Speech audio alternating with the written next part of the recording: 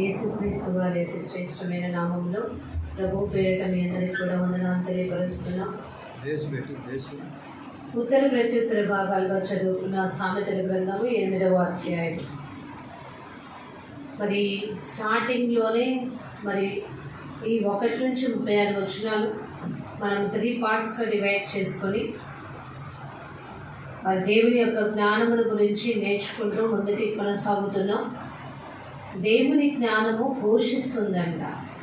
ఏమనంటే, నీవు చెడుదారి వైపు వెళ్ళమాక నేను చూపించబోయే మంచిదానం నీకు చాలా కష్టంగా అనిపిస్తుంది, ప్రయాస అనిపిస్తుంది, భారం మోయలేని అనిపిస్తుంది. కానీ చివరికి నీకు జీవాన్ని ఇచ్చేది మాత్రము ఈ వాక్య జ్ఞానమే అని చెప్పి ఘోష చేస్తూ చెప్తున్నా కానీ వెనక వ్యతిరేకతలో నడుచుకుంటూ వాక్యం విన్నా కానీ వాక్యాన్ని హృదయంలో ఉంచుకోలేని మూర్ఖతలో కొనసాగిపోయే వారిలో జత కలిసిన వారమే మనం ఉండకూడదని, దేవుని ప్రేమలో వేడిపారి స్థిరపడి దేవుని యొక్క వాక్య జ్ఞానాభ్యాసంతో మనం ముడిపడి ముందుకు కొనసాగాలని దేవుని అభిలాష. కానీ మనిషి అభిలాష ఏంటి? వినుట మట్టుకు విందుము కానీ గ్రహించము, మనసు మార్చుకోము, మా త్రోవల్ని మేము విడిచిపెట్టాము. కానీ మేము ప్రభు బిడ్డలమని మాత్రం చెప్పుకుంటాము అని మరి తోడేళ్ల వంటి చర్మము ధరించుకొని గొర్రెల్లాంటిగా జీవిస్తూ భ్రమపరుస్తూ జీవిస్తుంటే దేవుడు ఒకానొక దినమున వారిని ఏం చేయబోతున్నాడంటే విసర్జించబోతున్నాడు. అది మహాభయంకరమైన దినము.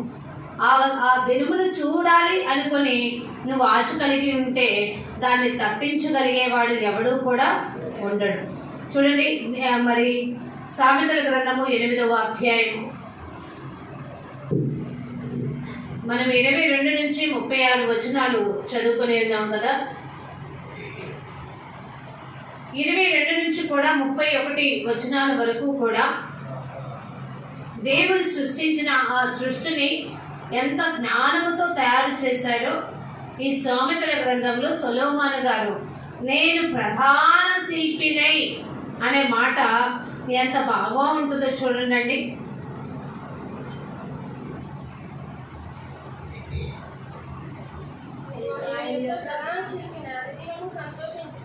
అనుదినము సంతోషించుచు నిత్యము ఆయన సన్నిధిని ఆనందించుచుంటిని. నిత్యము ఆయన సన్నిధిని నేనేం చేస్తున్నాను? ఆనందించుచున్నాను. చాలా జాగ్రత్తగా ఉండాలి. అక్కడ నేను ఎందుకు ఆనందించున్నాను అంటాడంటే, నేను ఆయన యొద్ద ప్రధాన శిల్పినై అనుదినము సంతోషించుచు నిత్యము కూడా ఆయన సన్నిధిని ఆనందించేవాడిగా ఉన్నాను. మనం పాట పాడేసుకుంటాం. ఏమని? బాగా తెలుసు, మీకు అందరికీ తెలిసిన మాటే, రాజా నీ సన్నిధిలో నేను ఉంటానయ్యా, మనసారా నిన్ను ఆరాధిస్తాను. అపవాది కూడా అంటుంది, అనుసారా నేను ఆరాధిస్తానయ్యా అని. వాక్య సత్యం ఎరగని ప్రతి ఒక్కళ్ళు కూడా ఆ మాట అంటూనే జీవిస్తూ ఉన్నారు. తప్పిపోయిన వారిగా మనం కాకుండా, భ్రమ కలిగిన వారుగా కాకుండా, మనుషులని మరి నమ్మించాలి అన్నట్టుగా కాకుండా కేవలం మనం దేవుని బిడ్డలుగా దేవునికి నమ్మకం కలిగేలాగా దేవునికి మహిమకరంగా మనం వాడబడినట్లే అప్పుడు మాత్రమే మన జీవితాలు వెలుగొందే బాటలో ఉంటాం. అప్పుడు మాత్రమే మహోన్నతుని చాటున మనం నివసించినట్లు. ప్రధాన శిల్పిగా ఉన్న అతను దేవుని గురించి వర్ణిస్తూ చెప్తున్న ఆ మాటల్లో నేను ఎక్కడ ఆనందిస్తున్నాను అంటానంటే, నా దేవుని సన్నిధినే ఆనందిస్తున్నాను. ఇంకా దేవుడు సృష్టించిన సృష్టిలో ఆయన 22 నుంచి చెప్తాడు కదా, దేవుడా అనాది కాలం మొదలుకొని మొదటి నుండి కూడా భూమిని ఉత్పత్తి అయిన కాలములకు పూర్వము కూడా నేను నియమింపబెట్టిని. ఎందుకు ఈ మాట కొలసీలకు రాసిన పత్రికలో కూడా మరి కొత్త నిబంధన గ్రంథంలో ఉంటుంది. 1వ అధ్యాయము, కొలసీలకు రాసిన పత్రిక 1వ అధ్యాయము 17వ వచనం. ఆయన అన్నిటికంటే ముందుగా ఉన్నవాడు, దేవుడు అన్నిటికంటే ముందుగా ఉన్నవాడు. ఆయనే సమస్తమునకు ఆధారభూతుడు. దేవుడే సమస్తమునకును ఆధారభూతుడు. అన్నిటికంటే ముందున్న దేవుడు, అన్నిటికీ సమస్తానికి కూడా ఆధారభూతుడై ఉన్న దేవుడు. అనాది కాలము నుండి, పూర్వకాలం నుండి మనకు తెలుసు కదండి, జగత్తు పునాది వేయబడక మునిపే దేవుడు మనల్ని ఏం చేసుకున్నాడట? అవునా కాదా అండి? ఆలోచిద్దామా? ఇక ఇంకా అక్కడ కింద అంటాడు, ప్రవాహ జలములు లేనప్పుడు, నీళ్లతో నిండిన ఊటలు లేనప్పుడు కూడా నేను పుట్టితిని. ఇంకా చెప్పాలంటే అంటాడు కదా, పర్వతములు స్థాపింపబడక ముందు, కొండలు పుట్టక మునుపు, భూమిని దాని మైదానములు ఆయన చేయక మునుపే, నేల మంటిని రవ్వంతయి సృష్టింపక మునుపే నేను పుట్టితిని. అనాది కాలం నుండి, ఆది నుండి ఉన్న దేవుడు నిరూపిస్తున్నాడు. అందుకని అంటారు కదా, ఆది యందు దేవుడు ఆకాశాన్ని భూమిని సృష్టించాడు. ఆలోచించండి జాగ్రత్తగా. సృష్టికర్త అయిన దేవుడు ఆయన సృష్టించిన సృష్టి అంతట్లో మనల్ని ఎలా ఎన్నుకున్నాడట అండి?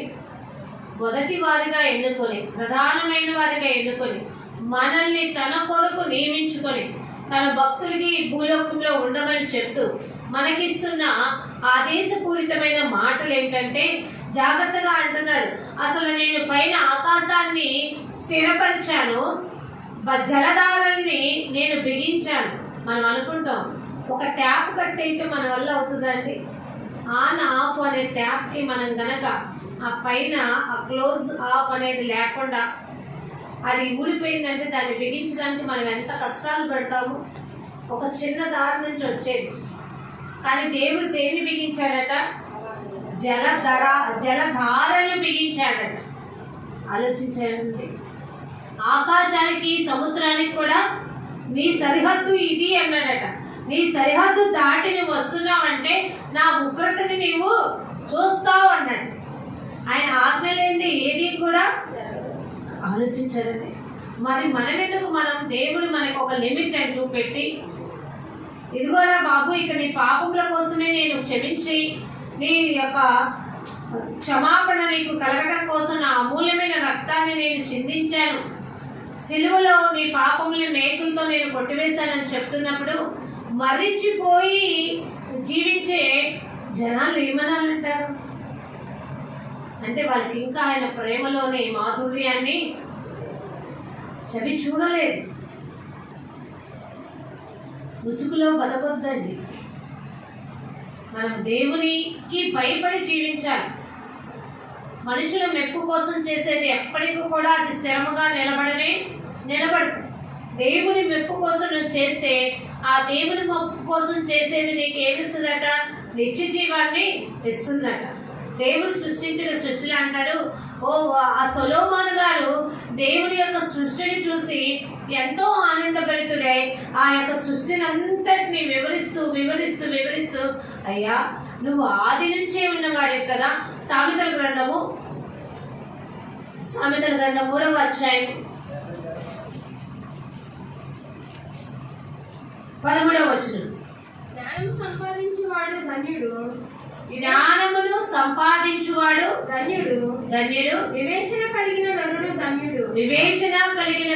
ధన్యుడు. అంటే మనకి జ్ఞానము కావాలి, వివేచన కావాలి. ఈ రెండు ఎవరి దగ్గర దొరుకుతాయండి? దేవుని దగ్గరే. ఈ రెండు ఏమన్నారో తెలుసా? జ్ఞానము కావాలన్నా, వివేచన కావాలన్నా నీకున్నది ఒక టాబ్లెట్. నువ్వు దేవుని ఏం కలిగి జీవించాలి? భయభక్తులు కలిగి ఉంటే జ్ఞానానికి మూలం, తెలివికి మూలం, వివేచన కూడా నీకు కలుగు చేస్తాను అన్నాడు.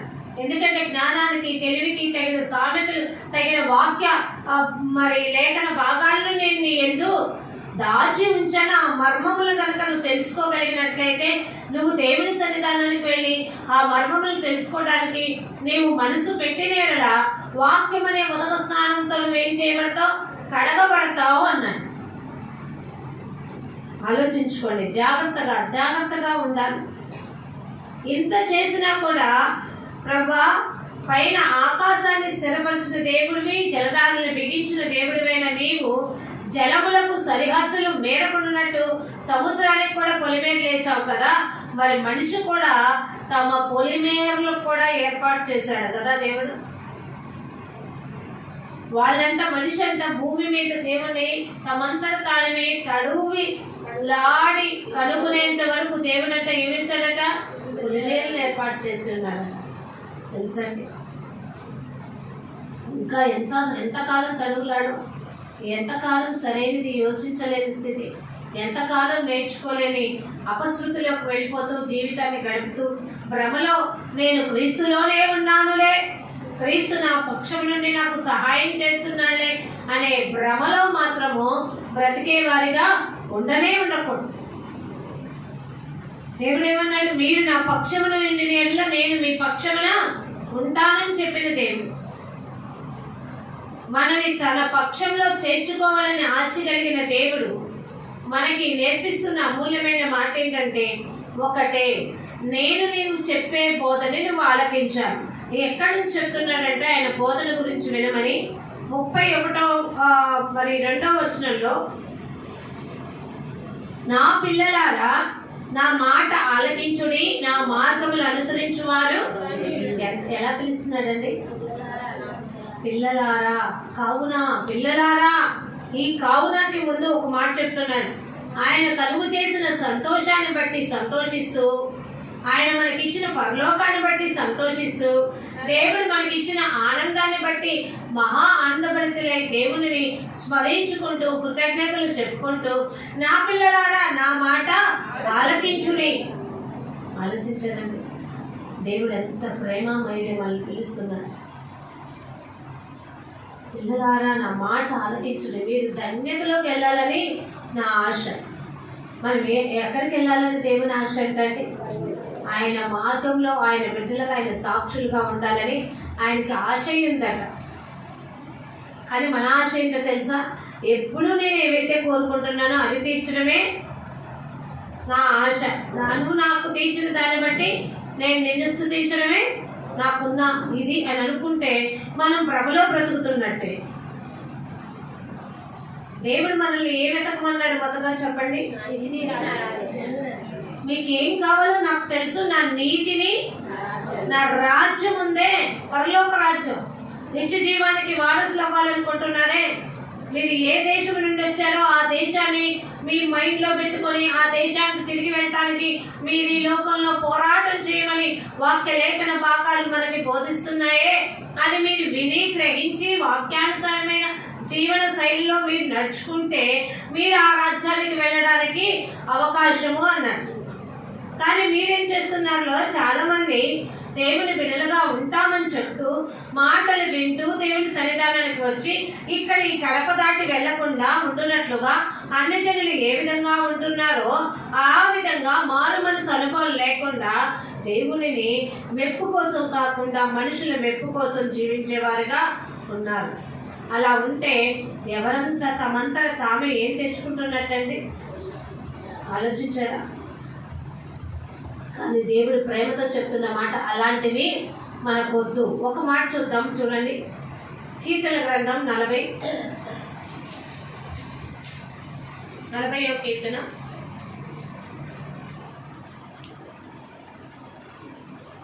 6వ వచనం నుంచి.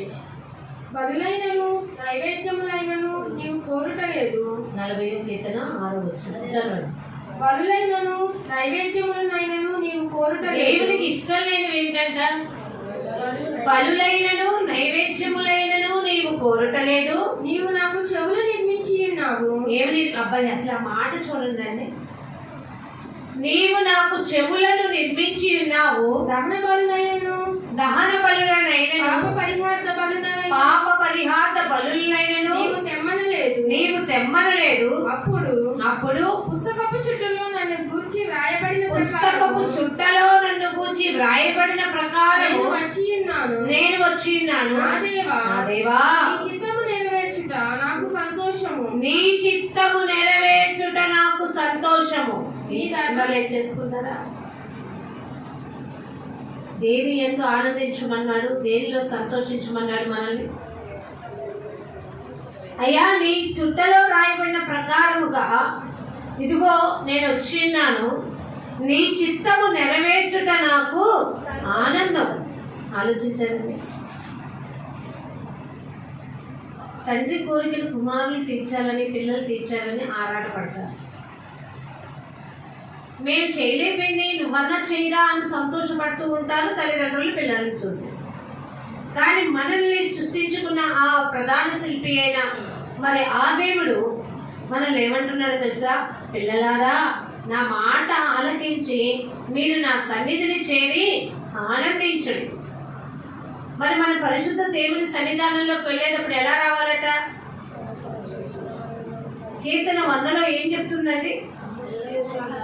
ఒకసారి చదువు. ఆయన మందిర ఆవరణలోకి ఎలా రమ్మని చెప్తుందో ఆలోచించండి. సమస్త దేశములారా, యెహోవాకు ఉత్సాహధ్వని చేయుడి, సంతోషంతో యెహోవాను సేవించుడి, ఉత్సాహగానం చేయుచు ఆయన సన్నిధికి రండి. ఉత్సాహగానము చేయుచు అంటే మీరు ఇంటి దగ్గర బయలుదేరిన దగ్గర నుంచి ఇక్కడికి వచ్చే వరకు ఏం చేయాలి? ఉత్సాహంతో గానము చేస్తూ. ఉత్సాహం ఎప్పుడు వస్తుంది మనకి? మనకి ఇష్టమైనది మనం చేస్తున్నప్పుడు ఉత్సాహం వస్తుంది. మనకెట్లా? వెళ్ళాము, ఎన్నింటికి ఉంచుతారో, ఎన్నింటికి వస్తారో, ఏమన్నా వండామో లేదో, వచ్చినో లేదంటారు, స్టవ్ పెట్టేసామో, అది కట్టేసామో, లేదో ఏమైందో ఏంటో. కానీ ఇంటి దగ్గర నుంచి వచ్చేటప్పుడే మనం దేవుని స్తుతించుకుంటూ వస్తే అక్కడి నుంచి ఇక్కడికి వచ్చేలోపు మన స్థితిగతి ఏమైపోవాలి? మారిపోయి దేవుని సన్నిధానంలోకి మనం ఎట్లా రావాలట? గంతులు వేస్తూ రావాలట. హల్లెలూయా! అట్లాంటి గంతులు వేస్తూ వస్తామండి. హడావుడి ఎక్కడెక్కడ కూర్చుందాం, ఖాళీ ఉందా? జాగ్రత్త అండి.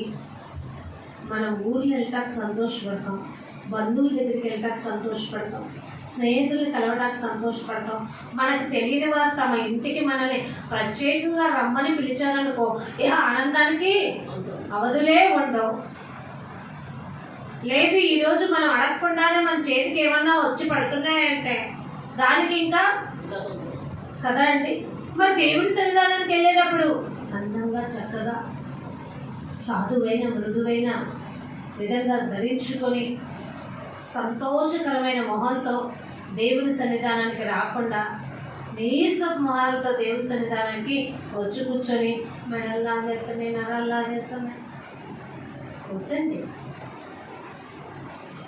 మన దేవుని సన్నిధిలో సంతోషంగా ఉంటే మన సంతోషమే మన దేహానికి ఆరోగ్యాన్ని కలుగు చేస్తుంది. ఎందుకంటే మనం ఎవరి సన్నిధిలో కూర్చున్నాం? ఎవరికి మొరపెట్టుకుంటున్నాం? మనం మొరపెట్టుకునే దేవుడు ఆశ్రమశి కాదు కదా. ఆయన ఏమైనా పేదవాడు కాదు కదా.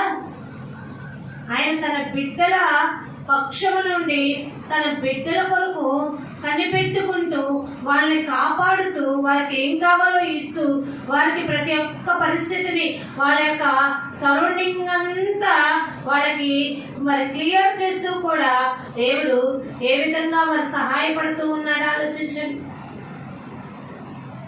ఏ ఇంటి పక్కన నీకు సహాయం చేసేవాళ్ళు తెలుసు, నీ బంధువుల్లో నీకు సహాయం చేసేవాళ్ళు తెలుసు, నీకు ఎవరెవరు హెల్ప్ చేస్తున్నారో వాళ్ళందరూ తెలిసిన వారైనా తెలియని వారైనా వాళ్ళని మైండ్లో పెట్టుకుంటాం. నీకు అదృష్టుడైన దేవుడు చేస్తున్న ఆ యొక్క సహాయాన్ని గుర్తించలేని తన ముందంటే వాక్య పరిజ్ఞానంలో ఎదగట్లేదు.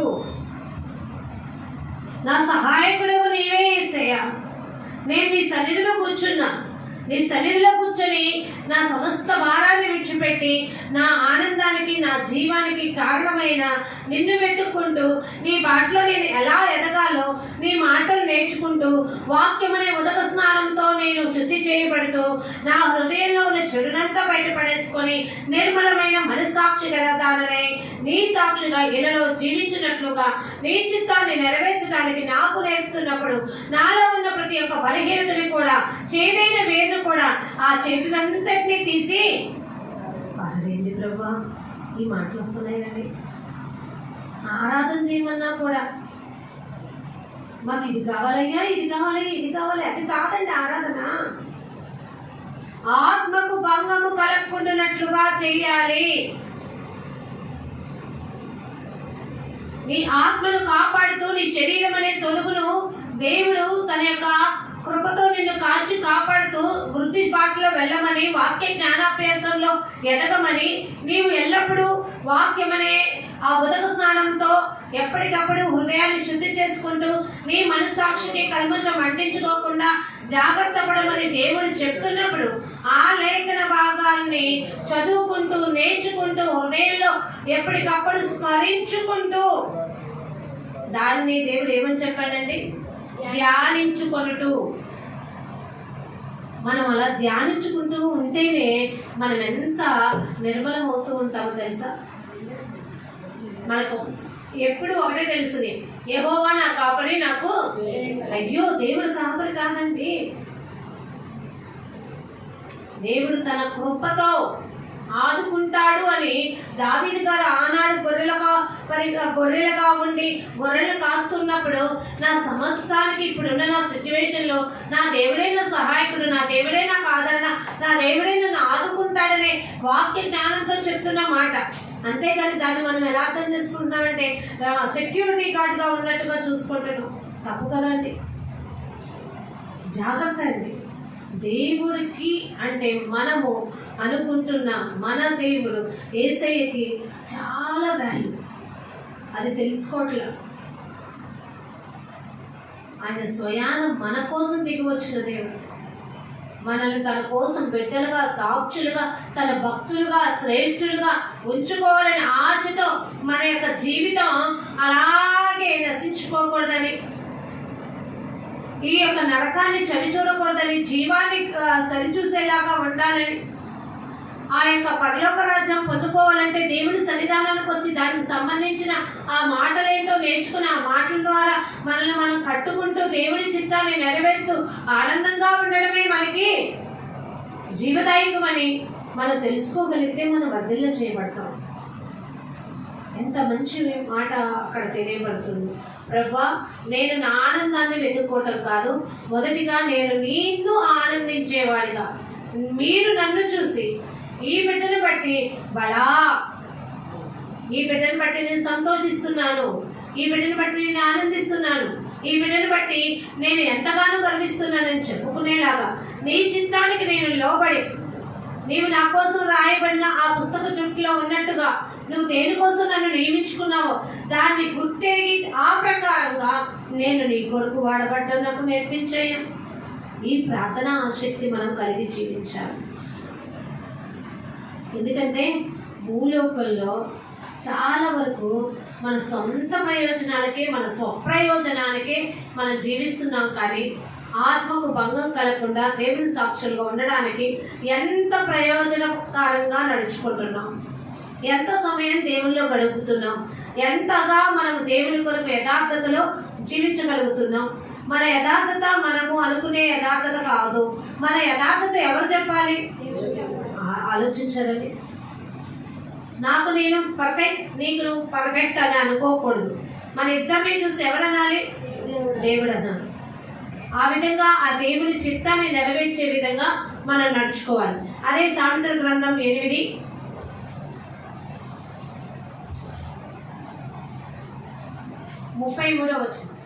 ఉపదేశంలో నిరాకరింపక దానిని అవలంబించి జ్ఞానులైండుడి. ఉపదేశమును నిరాకరింపక దానిని అవలంబించి మనం ఎప్పుడు ఎలా నడుచుకోలేదండి?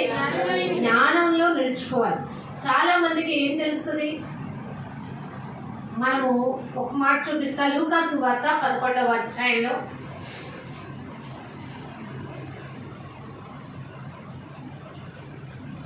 లూకా సువార్త 11:28 దేవుని వాక్యము అవును ఆయన అవును కానీ దేవుని వాక్యము విని దానిని గైకొని వారు మరి ధన్యులని చెప్పాను. దేవుని వాక్యము విని దానిని గైకొని వారు మరి ధన్యులు అని రాయబడిందట. మరి మనం ఉపదేశాన్ని నిరాకరించామో దాన్ని అవలంబించి జ్ఞానులై ఉండండి అంటే ఎప్పుడు జ్ఞానులై ఉన్నట్లు? వాక్యం విన్నవాడు జ్ఞానవంతుడా? దేవుడి సన్నిధానానికి వెళ్ళినవాడు జ్ఞానవంతుడా?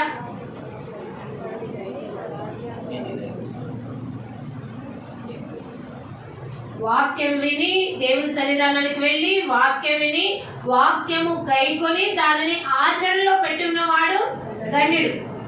రాత్రి కాలము మనం ఒక మాట చెప్పుకున్నాం కదా, ఒకసారి చూడండి యోహాను సువార్తలో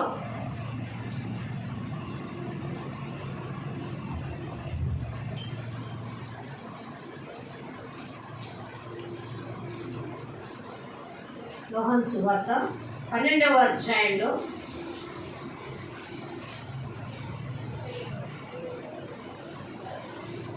42వ వచనంలో, అయినను అధికారులలో కూడా అనేకులు ఆయన యందు విశ్వాసం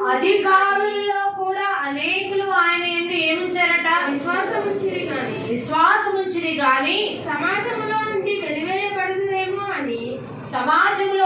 వెలివేయబడతామేమో అని పరిసయ్యులకు భయపడి వారు ఒప్పుకొనలేదు. ఎవరికి భయపడతారట అండి? ఈ పరిసయ్యులు ఏం చేశారు చూడండి, 40వ వచనంలో ఉంది చూడండి. ఏలైనగా వారు కనులతో చూచి, వాళ్ళు దేంతో చూసారట? దేవుని యొక్క ఆశ్చర్య కార్యాలు, దేవుని యొక్క స్వయాన చూసిన వాళ్ళు వీళ్ళు. అయ్యో ఏంటి, ఈయనకి గాలి లోబడుతుంది, సముద్రం లోబడుతుంది, అది దేవుడు మరి ఏదంటే ఆహారానికి కొదువు లేకుండా చేస్తున్నాడు, మరి నిద్రకి కొదువు లేకుండా ఉంటుంది, అలాగే ప్రతి ఒక్క అనారోగ్య పరిస్థితిని అంతటినీ కూడా నోటి మాట చేతే స్వస్థతని అనుగ్రహిస్తున్న దేవుడు అని ప్రతి ఒక్కటి చూశారు. ఆయన ఆ పరిశీలన అన్నీ చూచాక కన్నులారా చూచి హృదయముతో గ్రహించి వీళ్ళు కూడా ఏం చేశారు? అయ్యో ఈయనకి ఇవన్నీ లోబడుతున్నాయి, ఈయన సర్వాధికారం కలిగిన దేవుడు అని హృదయంతో గ్రహించారు. కానీ మనస్సు మార్చుకొని స్వస్థపరచబడుకుంటున్నట్లు అది వీళ్ళకి ఏముందంటే ఆత్మీయ రోగం ఉంది.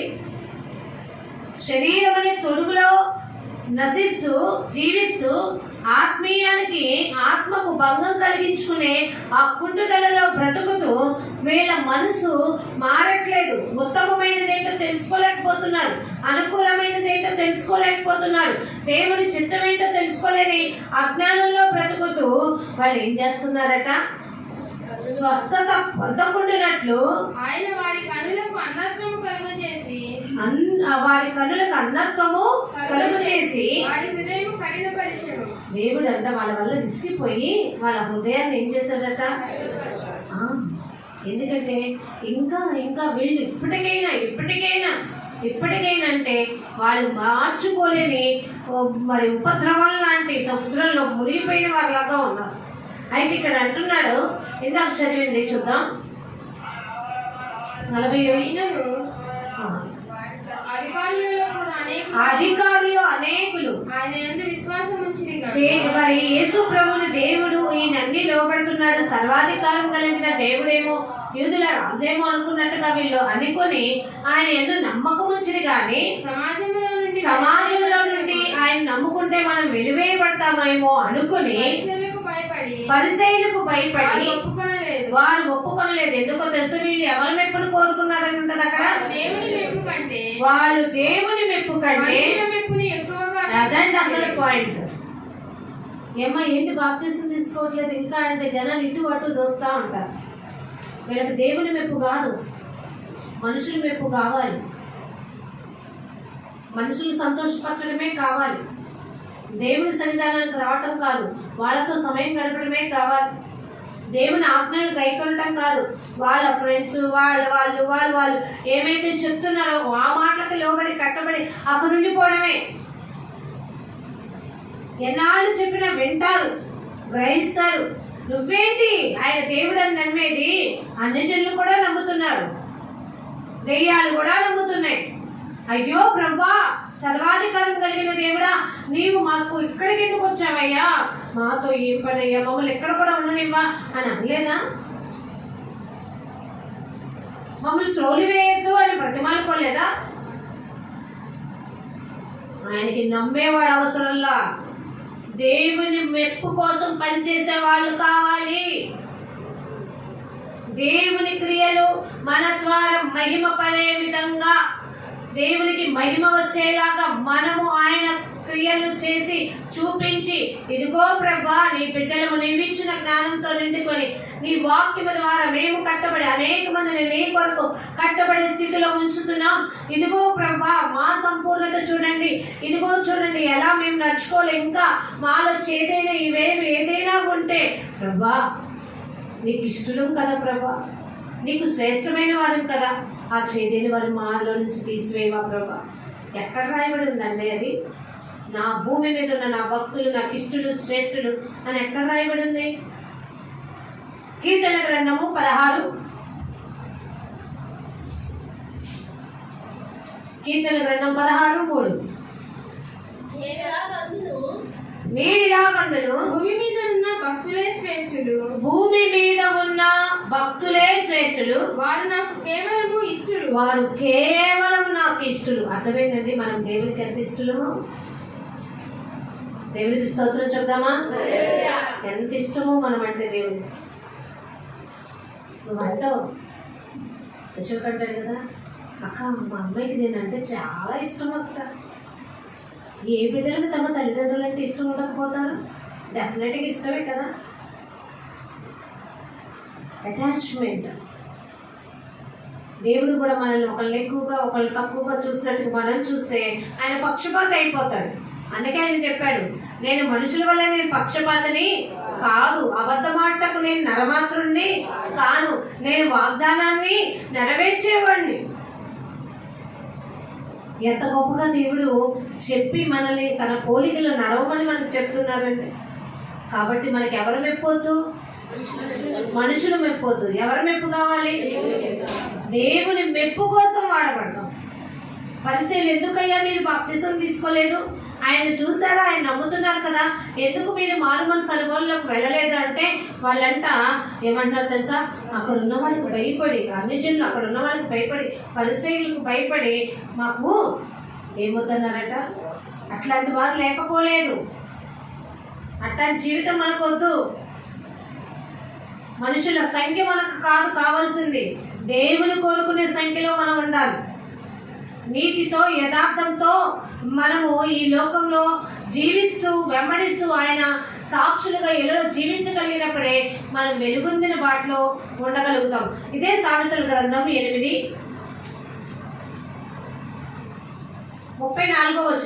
అనుదినము నా గడప యొద్ద కనిపెట్టుకొని, అనుదినము నా గడప యొద్ద కనిపెట్టుకొని, నా ద్వారబంధముల యొద్ద కాచుకొని, నా ద్వారబంధముల యొద్ద కాచుకొని, నా ఉపదేశము వినువారు ధన్యులు, నా ఉపదేశం వినువారు ధన్యులు. ఏం చెప్తున్నాను అక్కడ? దానిపైన ఏమన్నాడంటే ఉపదేశాన్ని నిరాకరింపొద్దు అన్నాడు. ఇక్కడ ఏమంటున్నాడంటే అనుదినము నా గడప యొద్ద కనిపెట్టుకొని, అంటే దేవుని మందిరం అని మనం ఒకటి పెట్టుకున్నాం కదా, అర్థమైందండి? మనమందరము సమాజంగా కూడుకోవడానికి ఏర్పాటు చేసుకున్న ఈ గడప యొద్ద కనిపెట్టుకొని, ఆ ద్వారబంధముల యొద్ద కాచుకొని మనము శ్రద్ధగా ఆయన మాట వింటే మనం ధన్యులం అవుతాం.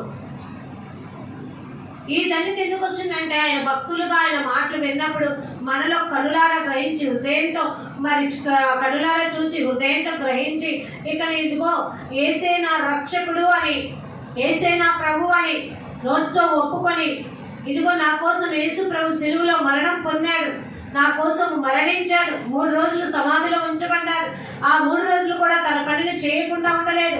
ఈ భూమి మీద సమస్త పని నెరవేర్చడానికి ఆయన కష్టపడి ఉండి తిరిగి లేచి, ఇదిగో నేను లేచిన ప్రకారము నేనును మిమ్మల్ని లేపుతాను, మీకు స్థలము సిద్ధపరచ వెళుతున్నాను, కాబట్టి మీ హృదయాన్ని కలవరపడనీయొద్దని చెప్పిన ఆ దేవుని మాటలు వింటూ నిరాకరించే బుద్ధిహీనుల్లాగా మనం ఉండకూడదు. దేవుడి ఒక సమయం వచ్చేసరికి విశ్వాసంగా ఉన్నవారు ఆ శ్రమలు తట్టుకోలేక అవిశ్వాసులుగా ఉన్నారు. దేవుడా ఇక నువ్వే దిక్కు అనే పరిస్థితిలోకి వెళ్ళిపోయే రోజులు కూడా రాబోతున్నాయి. అందుకే దేవుడు ఒక మాట అన్నారు, అంతము వరకు చెప్పుకోవడానికి చాలా చక్కగా చెప్తాం. సహనం మనకి ఓర్పు ఎంతవరకు ఉంది? మన గురించి ఒకళ్ళు సాక్ష్యం చెప్తే చిచి అసలు ముందు వాళ్ళకి సహనమే లేదు, వాళ్ళు చెప్పినా ఏంటో ముందు మనదేంటో కంటే వాళ్ళేంటో చెప్పడంలోనే పరుగులు తీసే తనంలో ఉంటారు. కానీ దేవుడు అలా కాదండి.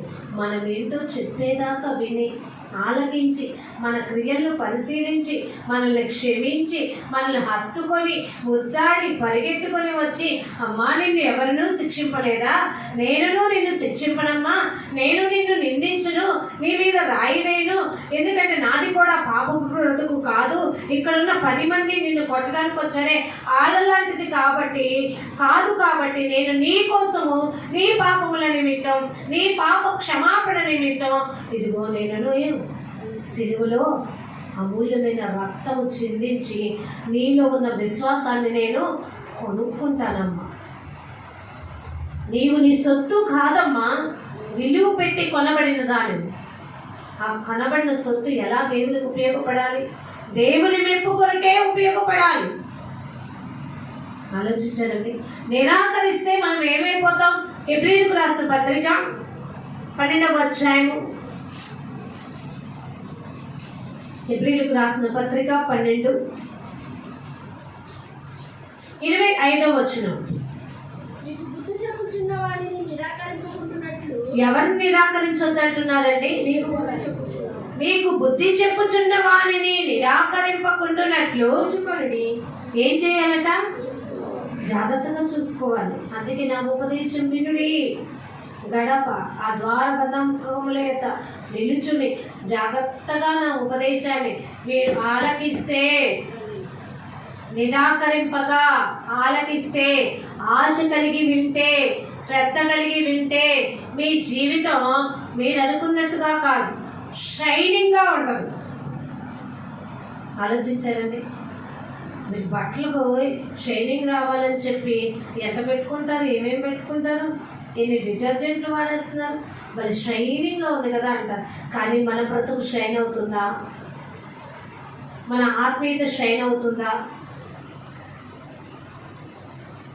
మన దేహం ద్వారా జరిగించిన క్రియలకి దేవుడు మరి ఎంతో శిక్షని వేదని పొంది మన కోసం ఎంత త్యాగం చేసిన, ఇంకా ఆయనని హింసిస్తూ, ఇంకా ఆయన బాధ పెడుతూ, ఇంకా ఇంకా ఇంకా అంటూ సమయాన్ని ఈజీగా గడిపేస్తూ దినములన్నిటినీ నువ్వు వ్యర్థంగా చేసుకుంటే, నువ్వు ఇంకా దేవుని సన్నిధానానికి వచ్చి కూడా వాక్యం విని వాక్యానుసారమైన జీవితంలో లేకుండా ఉంటే మనం ఎలా క్షమించబడతామండి?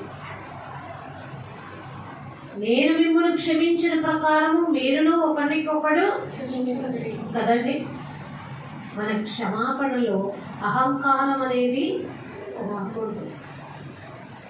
జాగ్రత్తగా దేవుడిని వెతుకోవాలి. నీ విశ్వాసము క్రియలు లేనిదైతే అసలు నీకు చనిపోయినది. ఆ విశ్వాసము లేదు, నువ్వు దేవుని మీద నమ్మకం, అవిశ్వాసంతో నువ్వు జీవిస్తున్నట్టే.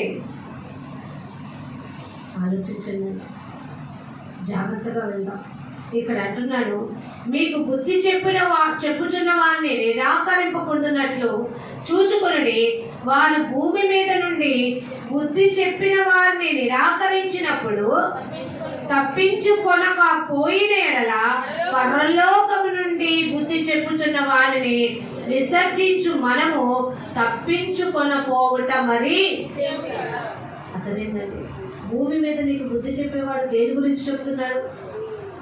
పరలోకంలో నువ్వు వెళ్ళాలంటే, ఆ నరక ద్వారాలుకి వెళ్లకుండా ఉండాలంటే, ఆ పరలోకంలో ఉన్న ద్వారాలు నీ కోసం తెరవబడాలంటే, భూమి మీద వాక్యం ద్వారా మనకి దేవుడు బుద్ధి చెప్పడానికి కొంతమందిని ఏర్పాటు చేసినప్పుడు వారి మాట మనం ఏం చేయకూడదట? నిరాకరించకుండానట్లు. అదే కదండి సామెతలు 8:34 మనకు చెప్పారు.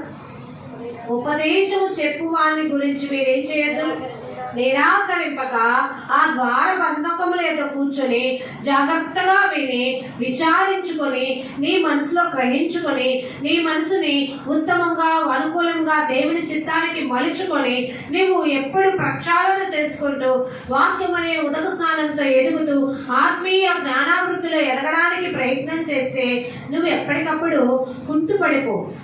ఎన్నిట్లు వచ్చినా కానీ నీలో కదల్చబడిన నీ విశ్వాసం ఉంటుంది. అన్షేకబుల్ ఫెయిత్ తో నువ్వు ముందుకు వెళ్ళిపోతూ ఉంటావు. ఎప్పుడు కదల్చబడవేక. ఎన్ని వచ్చినాయి అలుముకొని నా చుట్టుపక్కల ప్రళయంలాగా వచ్చిన యోగు భరించలేదా? యోగు సహించలేదా? యోగు ఓర్చుకోలేదా? ఆలోచించామండి. కదల్చబడిన విశ్వాసంతో ముందుకు సాగుతున్నామా? ఇది ఏమో మనకి వాక్యము బుద్ధి చెప్తుందట, కానీ ఒకరికొకసారి మనమే అనుకుంటాం బుద్ధి లేనివాడా. దేవుడు అడుగుతున్నాడు, బుద్ధి గలవారు నాకు కావాలి. అంటే ఏంటో తెలుసా? నా వాక్యం వినేవాళ్ళు కాదు నాకు కావాల్సింది. నా క్రియలు స్వస్థత కార్యాల కోసమే చూసేవారు కాదు నాకు కావాల్సింది. మీరు నా వాక్యం విన్న తర్వాత అది మీ యొక్క నిజ జీవిత శైలిలో ఆ వాక్యానుసారమైన జీవితం, క్షమించడం, ఓర్పు కలిగి ఉండడం, దేవుని కోసం ప్రయాసపడడం, దేవుని కోసం ఈ శరీరాన్ని నలగొట్టుకోవటం, దేవుని కోసం దేవుడు ఇచ్చిన ఆ కష్టమైన ఆ ఉద్యోగాల్లో, వృత్తిలో ఆ ధనాన్ని దేవుని కోసం హెచ్చించడం, ఇదంతా మీరు చేయగలిగినప్పుడు మీరు క్రియారూపకంగా దేవుని పట్ల ఎంత భక్తి కలిగి ఉన్నారో, ఎంత భయం కలిగి ఉన్నారో, ఏది వచ్చినా కదల్చబడి ఆ నమ్మకంతో ఎలా ముందుకు సాగుతున్నారో, అది కదా అసలైన జ్ఞానము. ఆ జ్ఞానం ఘోషిస్తుంది ఏది కావాలో, ఏది మంచో, ఏది చెడో తెలుసుకోవాలి. ఆ జ్ఞానం యేసు ప్రభు వారు స్వయాన వచ్చి అక్కడ మార్తకు తెలియపరచలేదా? అమ్మా, ఈ లోక జ్ఞానం కోసం నువ్వు ప్రయాసపడుతున్నావు, ఎంతగానో నాకు పెట్టాలని ఆతృత కలిగింది, కానీ నేను దేనికి వచ్చానో తెలుసా? నా జీవాహారాన్ని నీకు పంచడానికి వచ్చాను. మరియా సెలెక్ట్ చేసుకుంది ఉత్తమమైనది ఏంటో, ద బెస్ట్ ఏంటో. నీవు నేను ఉన్న సమయంలోనే ఉత్తమమైనది ఏంటో తెలుసుకో. అందుకే నా తర్వాత నుంచి ఆ బోధ విన్నప్పటి నుంచి మరి మార్తలో షైనింగ్ రాలేదా? తన యొక్క ఆత్మను వృద్ధిలోకి తెచ్చుకోలేదా? ఇక ప్రభువా, నేను ఎన్నడూ కూడా అవిశ్వాసంతో బ్రతకనయ్యా, నేను ఎప్పుడూ కూడా నేను కదల్చబడిన విశ్వాసంతో, స్థిరమైన విశ్వాసంతో క్రీస్తు అనే బండపైన నా పునాదిని నిలుపుకున్నాను, కాబట్టి నీ పరిచర్యలో నేను కూడా పాలిభాగస్తురాలు అవుతానని ఆ యొక్క సమయంలో దేవుణ్ణి వెంబడించలేదా? అది కదండి.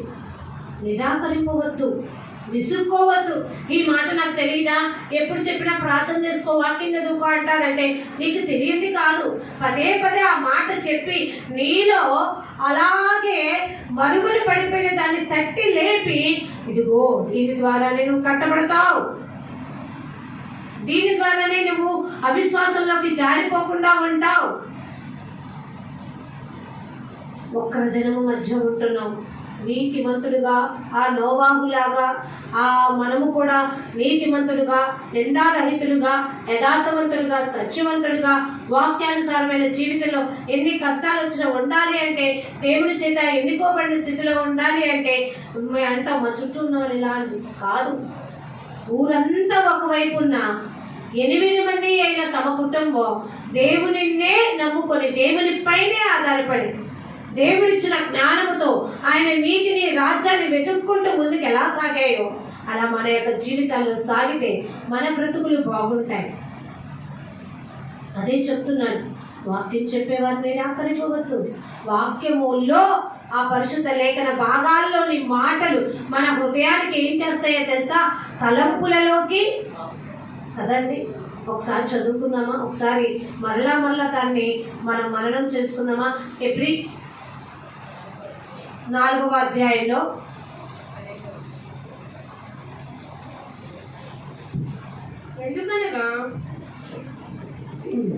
ఎందుకనగా దేవుని వాక్యము సజీవమై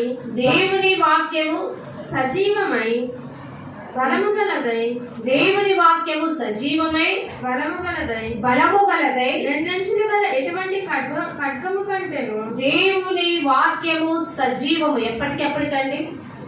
ఇన్ కేస్ ఈ పేపరు ఈ గ్రంథంలో ఉన్న పేపరు దేనికోసమైనా ఏదైనా అది నలిగిపోయో, వాటర్ పడో, చిందో ఏదైనా అయినా కానీ మన హృదయంలో ఉంచుకోబట్టి ఆ వాక్యం మాత్రం ఎప్పటికీ కూడా సజీవంగానే ఉంటుంది. ఎప్పటికీ కూడా మనలో ఏం కలుపుతుంది? స్ట్రెంగ్థెన్ చేస్తూనే ఉంటుంది. దేవుడా, నీవు నాకున్నావయ్యా, నీవు నా ఆధారం ప్రభా, నీపై ఉన్న నమ్మకంతో నేను కదల్చబడిన ప్రభా. ఎన్ని వచ్చినా కూడా, ఏది అయినా కూడా, ఎటువంటి పరిస్థితులు వచ్చినా, 100 మంది ఒక్కరనే నేను ఒకవైపు ఉన్నా, ప్రభా నేను చేస్తున్నది ఏదో నాకు తెలియపరచు, నా పక్షము నుండి నాకు సహాయం చేయి. ఈ ధైర్యంతో మనం దేవుడిని అడగాలి. సజీవమై బలము గలదై, రెండంచులు గల ఎటువంటి ఈ వాక్యం ఎలాంటిదంటే ఒక అంచే ఉండదు, ఒకవైపే మాట్లాడదు. నువ్వు తప్పు చేసినా మాట్లాడుతుంది, నువ్వు నీతిగా వెళ్తున్నా నీకు బోధ చేస్తుంది. రెండంచుల కలిగిన ఎటువంటి ఖడ్గము కంటే కూడా ఎలా ఉంటుందట, అదే వాడు అనుకుంటున్నావేమో, అదే పొదును అనుకుంటున్నావేమో, కాదు. వాక్యము బహు పొదును గలది, బహు నునుపు గలది, బహుగా లోతుగా తూర్చబడుతుంది. అదే అంతరంగాల్ని వన్స్ అయ్యో ఏంటి అని థింక్ చేసుకునే విధంగా ఉంటుంది. ఆ వాక్యమే నీ యొక్క మొహంలో వెలుగును తెప్పిస్తుంది. ఆ వాక్యమే నీకు ఆరోగ్యాన్ని ఇస్తుంది. ఆ వాక్యమే నీకు బ్రతుకును నేర్పిస్తుంది. ఆ వాక్యమే నీలో ఉన్న చెడుని తీసివేసుకోమని నేర్పిస్తుంది. అదే వాక్యం నీ బ్రతుకుకి వెలుగు బాటని నీవు ఎలా వెతుక్కోవాలో చూపిస్తుంది. ఆ వాక్యమే నీ దేశం ఏదో కూడా తెలియపరుస్తుంది. అదే వాక్యం నువ్వు ఆ పరలోక రాజ్యానికి వెళ్ళడానికి నువ్వు ఏ బాటలు వెతకాలో కూడా నేర్పిస్తుంది. ఈ రెండంచులు కలిగిన వాక్యము ఎప్పటికీ సజీవంగా ఉంటుంది, బలం కలిగినగా ఉంటుంది, ఖడ్గముల వలె ఉంటుంది. మన యొక్క ప్రాణాన్ని, ఆత్మని, అంటే మన శరీరాన్ని, ఆత్మని కూడా ఏం చేస్తుందట, కీళ్లను మూలుగులను ఏం చేస్తుందట, డివైడ్ చేసేస్తుంది. అంటే మనలో ఉన్న చెడును పక్కన తోసొస్తుంది, మనలో ఉన్న మంచిని నింపుతుంది. మనం ఎప్పుడనే వాక్యం అనే మంచిని మన హృదయంలోకి నింపుకుంటా ఉంటామో ఆ చెడు అనేది అలా బయటికి వెళ్ళిపోతూ ఉంటుంది. అందుకని దేవుడు ఎప్పటికప్పుడు మనల్ని ఏం చేయమన్నాడు తెలుసా, దివారాత్రులు ఆ వాక్యాన్ని ధ్యానించుకునే వాడు షైన్ అవుతాడు. వాడు ఎప్పుడు ధన్యకరమైన జీవితంలో ఉంటాడు. ఎలా ధన్యకరంగా ఉంటాడు ప్రభు అంటే, వాడు ఆత్మ విషయంలో దీనత్వం కలిగి ఉంటాడు, సమాధాన పడే విషయంలో దీనత్వం కలిగి ఉంటాడు, నీతి కొరకు ఎంత ఆకలి తప్పులైనా కానీ కదల్చబడని విశ్వాసంతో దేవునిపైనే ఆధారపడి ఉంటాడు. ఎన్ని నిందలు వచ్చినా, ఎన్ని మరి అపాయకరమైన ఇబ్బందికరమైన మాటలు వచ్చినా కూడా అతను ఏం చేయడం తెలుసా, విశ్వాసముతో దేవునిని వెంబడించేవాడిగా ఉంటాడు. ఆలోచించారా అండి? మనం ఆ విధంగా ఉండగలుగుతున్నామా? మనం ఆ విధంగా ఎదుర్కోగలుగుతున్నామా? మనం ఆ విధంగా అయ్యా నా ప్రాణాన్ని, అంటే శరీరాన్ని, ఆత్మని, కీళ్ళని విభజించినంత మట్టుకు దూరే ఆ వాక్యాన్ని నీ గడప కూర్చొని నేను జాగ్రత్తగా శ్రద్ధగా వింటున్నానా? మనకి ఇది ఒక్కటే తెలుసు, ద్వితీయోపదేశకాండం 28లో నీ దేవుడైన యెహోవా మాటను శ్రద్ధగా విని నేరలా నీవు ఇలాగ దీవించబడదువు. ఆహా, అయితే జాగ్రత్తగా విన్నావురా బాబు, వెంటనే కదా చెప్పారు, విందాం అనుకుని విని దీవెని కోరుకోమాక. విన్నదాన్ని నువ్వు జాగ్రత్తగా విన్నదాన్ని నువ్వు ఆచరణలో పెట్టినప్పుడే నువ్వు దీవెన పొందుతావు. దేవుడు మనం అడిగింది వెంటనే ఇవ్వడానికి దేవుడు అలా ఇవ్వరండి. దేవుడు ఏం చేస్తాడు తెలుసా, మనం అడిగింది ఇవ్వడానికి మన యొక్క ప్రతి ఒక్క పనిని గమనిస్తారట, మన క్రియను గమనిస్తారట, మన హృదయాన్ని, మన విశ్వాసాన్ని, మనం ఎలా ఉంటున్నామని ప్రతిదీ సర్చ్ అవుట్ చేసే దేవుడు మనకి ఆశీర్వాదాన్ని ఇస్తాడు. అంతేకాని ఆశీర్వాదాలు నాకు ఇచ్చే ప్రభా నన్ను నింపు నింపు నింపు అనే మాటతో నువ్వు వచ్చేస్తే 10 సార్లు 100 సార్లు 1000 సార్లు అన్నా, లేక యేసు ప్రభు నామాన్ని నీవు గంటల కొద్ది జపిస్తూ ఉన్నా కానీ నీకు పరలోక రాజ్యము రాదు. నన్ను కాదు, నా మార్గం నేనేదైతే చెప్పాను, ఏదైతే సత్యం అంటున్నాను, ఏదైతే మీకు జీవమును ఇవ్వబోతుంది అంటున్నాను, దాన్ని అనుసరించండి. దాని మీద మీరు ఆధారపడండి. ఎప్పుడు కదల్చమాకండి. స్థిరమైన విశ్వాసంతో మీరు నిలవబడికెళ్తే మీ జ్ఞానం అంతకంతకు ఏమవుతుంది అంటున్నాడు, వర్ధిల్లే భాగ్యంలో ఉంటుంది. ఏది ధన్యత అంటున్నావు ప్రభా, నేను సమీపించి, అదే అంటాడు కదండి, బలులు అర్పించడం కంటే నేను సమీపించి దేవుని మాట వినుట శ్రేష్టము. అందుకనే దావీదు గారు ఏమంటాడో తెలుసా, ప్రభా నీ మాట వినేవాడు శ్రేష్ఠుడు అన్నావు కదా, నేను చేసిన తప్పుకి ప్రాయశ్చిత్తంగా నాలో ఆ రిపెంటెన్స్ కావాలి అంటే నేను ఏం చేయాలి? ఇదిగో నువ్వు ఏది అడిగినా బలిని ఇవ్వటానికి రెడీ ఉన్నాను, కానీ ప్రభా నీకు బలిని ఇష్టం లేదు కదా. నువ్వేమన్నావు తెలుసా, విరిగి నలిగిన నా హృదయం నీకు అవసరం అన్నావని 51వ కీర్తనలో ఎంత బాగా చెప్తాడండి. అంత పశ్చాత్తాప హృదయంతో మనం ప్రార్థించే వారిగా ఉన్నామా? దేవుని రాజ్యం కోసం వెతకడానికి మన అనుకునే బాటలు నడుస్తున్నామా, దేవుడు అనుకునే ఆ మార్గాన్ని అనుసరిస్తున్నామా? ఎంత బాగా చెప్పారు కదండి దేవుడు. మన దేవుని మార్గాన్ని అనుసరిస్తాం. ఆయన వాక్యము మనకి ఏమి బోధిస్తుందో ఆ మార్గాన్ని అనుసరిస్తాం. ఆ వాక్య బోధనలో ఎదగడానికి ప్రయత్నిద్దాం. మనం ప్రయత్నం చేస్తూ ఉంటే మనలో ఎదగలేని స్థితినంతా ఆ దేవుడు చూసి ఏమన్నాడు తెలుసా? మీలో ఫలింపని ప్రతి మొక్కలు, ప్రతి తీగలు నేనే తీసి పారవేస్తాను. మీరు ఫలించాలని ఆశ కలిగినారు చూసారా? ఫలించాలని మీ ఆశ మరి ఎక్కువగా ఫలించడానికి నేనే హెల్ప్ చేస్తా అన్నారు. ఎంత మంచి దేవుడు అండి, ఎంత మంచి స్నేహితుడు, ఎంత మంచి సహాయకుడు, మంచి బోధకుడుగా మనకి చెప్తూ ఉన్నాడు. యోహాను సువార్త 10:15 కదా ఆ మాటలన్నీ ఉంటాయి. ఇంకా చెప్తాడు, మీరు నన్ను ఆకర్షించుకున్నారా, నేనే నా చేయి చాపి మిమ్మల్ని ఆకర్షించుకున్నా. నేను మీకోసం దిగి వచ్చా, నేను మిమ్మల్ని వెతుకుతున్నా. మీరు నా జ్ఞానాన్ని ఇలా ఘోష చేస్తున్నా కూడా మీరు వినని ఆ మూర్ఖతలో ఉండొద్దు అని మనకి హెచ్చరిక. 35 వచ్చిన ఒకసారి చూసుకుందాం. సామెతలు 8:35 ఏమన్నట్టున్నాడండి? నన్ను కనుగొని వాడు జీవమును కనుగొను. నన్ను వెతికి కనుగొని వాడు జీవాన్ని కనుగొంటాడు. యెహోవా కటాక్షము వానికి కలుగును. దేవుడు తన కటాక్షాన్ని వానికి కలుగు చేస్తాడు. నీవు గనక కనులారా చూచి హృదయంతో గ్రహించి మారు మనసు పొంది, అయ్యా నాకు ఇక ఈ లోకం కాదయ్యా, సర్వస్వం నీవై ఉన్నావు, నీ జీవంలోకి ప్రవేశించడం, నీ నిత్యరాజ్యంలోకి నువ్వు నాకు ఇచ్చిన స్వదేశం, ఆ ఎక్కడి నుంచి వచ్చానో ఆ దేశానికి నేను వెళ్ళటానికి బాటలను మీరు నాకు నేర్పించారే సార్. అక్కడికి నేను తిరిగి వెళ్ళాలంటే, ఆ జీవంలోకి నేను వెళ్ళాలంటే నా వంతు నా వల్ల కాదు. మీరే మార్గం, సత్యం, జీవం అని చెప్పిన మిమ్మల్ని అనుసరిస్తూ నీ సాక్షిగా ఇళ్ళలో నేను జీవిస్తున్నప్పుడే ఆ జీవంలోకి వెళ్తాం. అందుకే కదా 116 కీర్తన 9-10 వచనాలు అంటాడు, నా దేవా నీవు నా మరణము నుండి నా ప్రాణమును, కన్నీటి విడవకుండా నా కన్నులను, జారి పడకుండా నా పాదములను నువ్వేం చేస్తావు? ఎప్పటికప్పుడు దేవుడు తప్పిస్తాడు. ఆపదలో నుండి మనం మొరపెట్టినప్పుడు దేవుడు మనల్ని తప్పిస్తున్నాడు. కష్టాల్లో, ఇబ్బందులు, కొలిమిలో ఉన్నప్పుడు దేవుడు మొర విని మనల్ని తప్పిస్తున్నాడు. నరకములో నుండి మనల్ని తప్పిస్తున్నాడు. అందుకని అన్నాడు, నన్ను కనుగొనేవారు జీవాన్ని కనుగొంటారు. అంటే మరణములో నుండి నేను వాళ్ళని ఎక్కడికి దాటిస్తాను? జీవములోనికి దాటిస్తాను. కాబట్టి నువ్వు ఎవరిని కనుగొనాలి?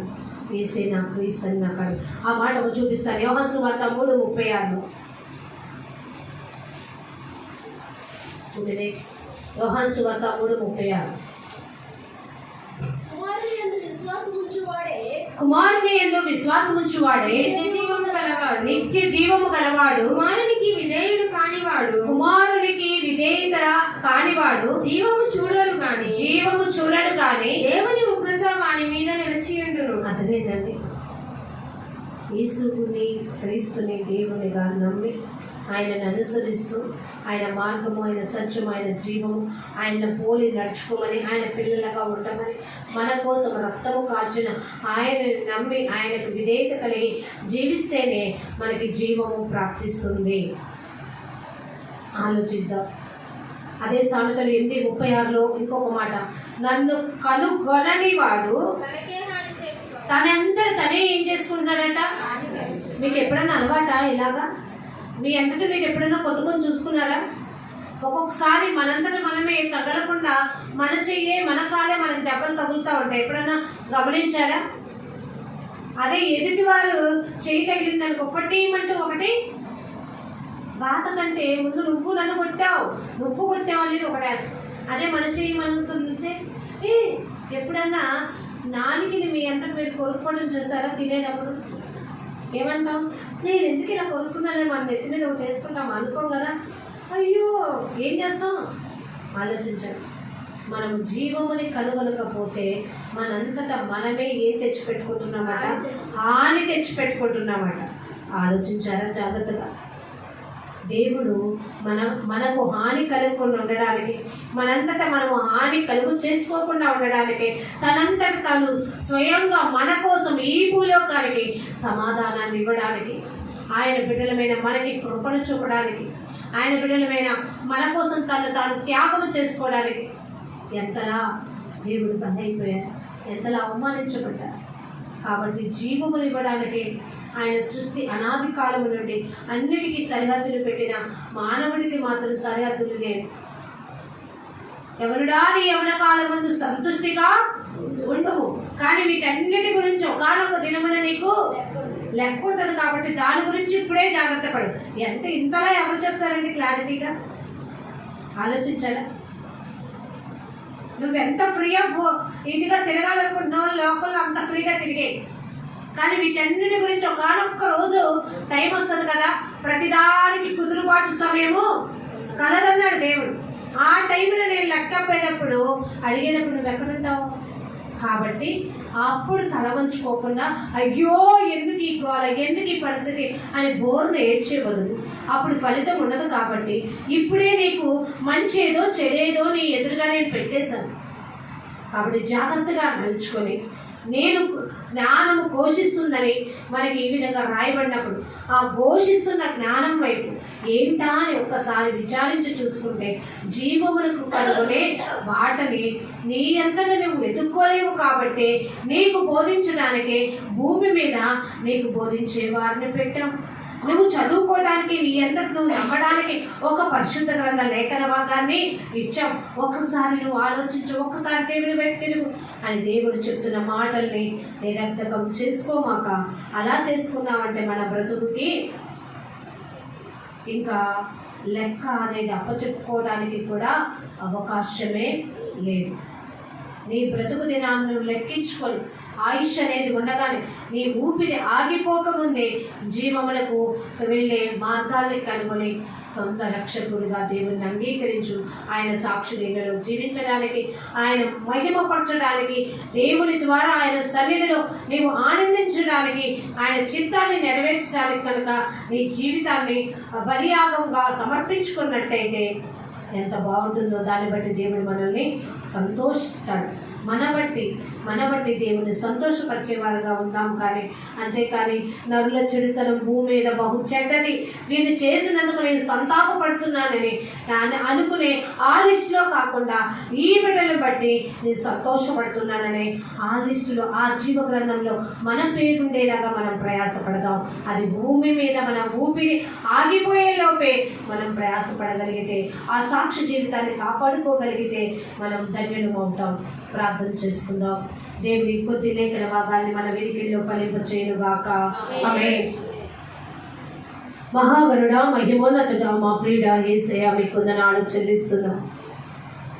ఘోష చేసి పెడుతున్న జ్ఞానం ఏంటి అని పరిశీలనలోకి వెళ్తే ఆ జ్ఞానము జీవమును కలిగిపోయే దారిని చూపిస్తుందని, దానికోసం నీ సన్నిధికి వచ్చి మీ యొక్క సృష్టిని అంతటిని జ్ఞాపకం చేసుకొని ఆ సృష్టి అంతటిలో ప్రధానులుగా మమ్మల్ని ఎన్నుకొని మాకు ఏది మంచి ఏది చెడు భూమి మీద ఉండగానే నీ మాటలు నేర్పించడానికి బోధకులు ఏర్పాటు చేసి, అలాగే నేను మేము నేర్చుకోవడానికి నీ పరిశుద్ధ గ్రంథ లేఖన భాగాన్ని ఇచ్చి ఆ మాటలు మా యొక్క హృదయంలోని తలంపుల్ని, ఆలోచనల్ని శోధింప చేయగల శక్తి దానికి ఉందామని ఎప్పటికప్పుడు వాక్యం అనే ఉదక స్నానముతో మమ్మల్ని మేము పరిశీలనలోకి వెళ్తూ మనస్సాక్షికి కల్మషం అంటకుండా నిర్మలమైన మనస్సాక్షిగా కలవారిగా మేము ఎలా ఉండాలో, ఎలా పశ్చాత్తాపడాలో, ఎలా మేము కదల్చబడే విశ్వాసంతో ముందుకి కొనసాగాలో మీరు మాకు నేర్పించిన అమూల్యమైన మాటలను బట్టి, మీ ఆత్మ సహాయాన్ని బట్టి కృతజ్ఞతలు చెల్లించుకుంటూ విన్న వాక్యం నీ బిడ్డల యొక్క హృదయాలు